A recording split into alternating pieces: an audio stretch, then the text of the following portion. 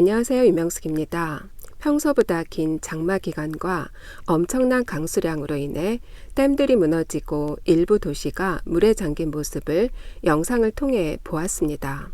어릴 적 장마철 홍수로 무릎까지 물이 차서 버스가 운행되지 않아 학교에서 집까지 걸어갔던 기억이 있었는데 이번 홍수가 훑고 간 자리는 참으로 처참했습니다. 바이러스와 홍수, 산불, 세계 곳곳에서 흉흉한 소식이 들려오면서 이제 정말 종말이 오려나 하는 염려의 말씀들을 많이 하십니다. 이러한 때 우리 그리스도인들은 어떻게 살아야 할지를 깊이 묵상해 봅니다.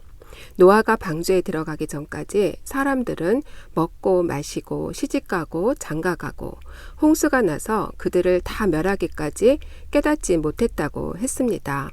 주님이 정하신 때와 기한을 알 순 없지만 종말론적인 사고방식과 주님 말씀 앞에 늘 깨어 사는 삶을 살아야겠다는 다짐을 해봅니다. 오늘 소개해드릴 묵상 에세이는 박영선 목사님의 인격의 제자 훈련이란 책입니다. 흔히들 주의 일에 열심을 내는 것으로 신앙의 척도를 삼는데 저자는 하나님의 주권 속에서 나타나는 하나님의 열심과 일하심의 신비를 말씀 속에서 풀어내고 있습니다. 이 책은 제자도 특히 거룩한 제자로서의 삶을 추구하기 위해 7가지 지침을 제공해주고 있습니다. 주님의 마지막 유언이 너희는 가서 모든 민족을 제자 삼으라. 그리고 땅끝까지 이르러 내 증인이 되라. 말씀을 하셨는데 우리 모두는 주님의 제자가 되어야 하고 모든 인류가 구원의 대상이 되어야 한다는 거죠. 이러한 신실한 제자와 증인이 되기 위해 무엇보다 인격 훈련이 우선되어야 한다고 저자는 강조해주고 있습니다. 신자의 최고 훈련이 무엇인지 저자의 이야기를 들어보겠습니다. 예수 그리스도의 증인이 되는 삶은 우리 삶을 통해 우리 삶의 현장에서 나타나야 합니다. 그런 일은 훌륭하지 않고 겉으로 보기에는 평범한 싸움입니다. 살다 보면 훌륭한 사람들을 만나는데 그들이 공통적으로 지닌 약점이 있습니다. 주변 사람들이 싫어한다는 것입니다. 그의 곁에 있지 않은 사람들은 훌륭하다고 하는데 가치 있는 사람들이 일을 가는 경우가 생깁니다. 그러나 자기 이웃에게 인정받지 못한 훌륭함은 없습니다.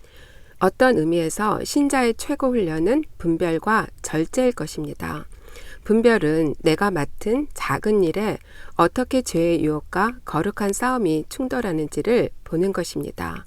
아무것도 아닌 일이 충돌하면 분별하기가 어렵습니다. 그것이 종교적 형태를 취하거나 반대하는 형태를 취하면 쉬운데 그렇지 않으니 어떻게 할 것인지 결정하는 분별이야말로 신자들에게 가장 필요합니다. 그 다음 절제는 우리가 맡은 일을 감수할 때 자신이 바보가 아니라는 것을 자랑하고 확인하고 싶은 마음, 곧 하나님의 사람임을 좀 더 빨리 증명하기를 원하는 조바심을 이겨내는 것입니다.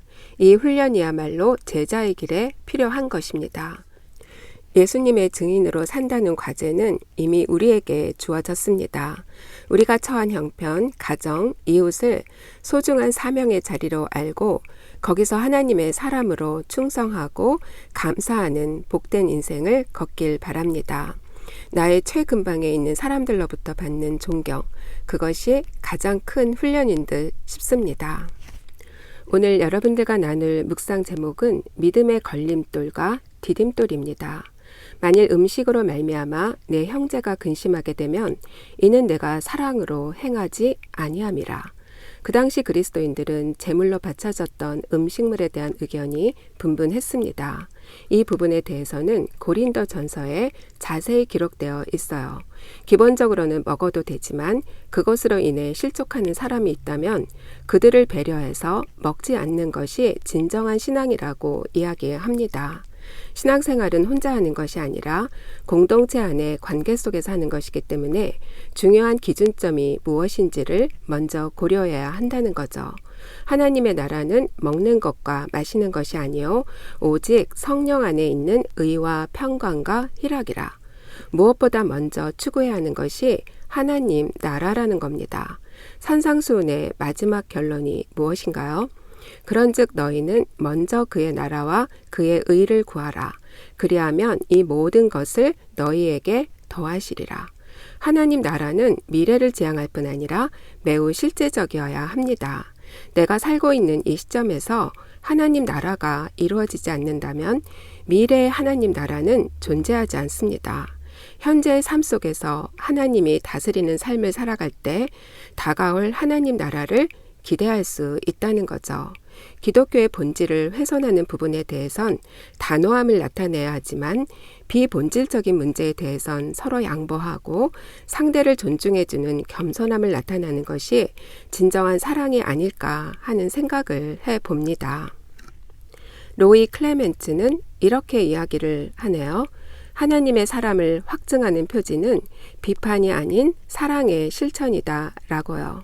절대 양보함이 없는 화석화된 생각으로 누군가의 믿음에 걸림돌이 되지는 않는지 깊이 묵상해보는 하루가 되기를 소망합니다. 여러분들 다음 시간까지 샬롬.